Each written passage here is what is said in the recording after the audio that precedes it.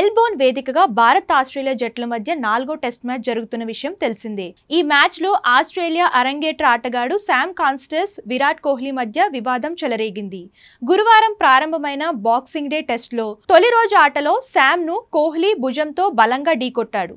దీంతో ఇద్దరి మధ్య చిన్న వాగ్వాదం చోటు చేసుకుంది. ఈ వివాదం నేపథ్యంలో ఆస్ట్రేలియా మీడియా విరాట్ కోహ్లీని ఘోరంగా అవమానించింది. సర్కస్ జోకర్ తో పోల్చింది. అక్కడ మీడియాలో క్లౌన్ కోహ్లీ పేరట కథనాలు వెలువడ్డాయి.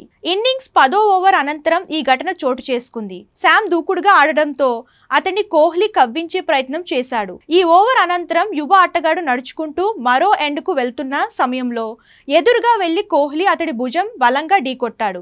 దీంతో వారిద్దరి మధ్య వాగ్వాదం చోటు చేసుకుంది. ఈ ఘటన నేపథ్యంలో విరాట్ కోహ్లీకి ఐసీసీ షాక్ ఇచ్చింది. నిబంధనలు ఉల్లంఘించాడనే కారణంతో కోహ్లీ మ్యాచ్ ఫీజులో 20% జరిమానా విధించింది. అంతేకాదు అతడి ఖాతాలో ఓ డిమోరటీ పాయింట్ ను కూడా చేర్చింది.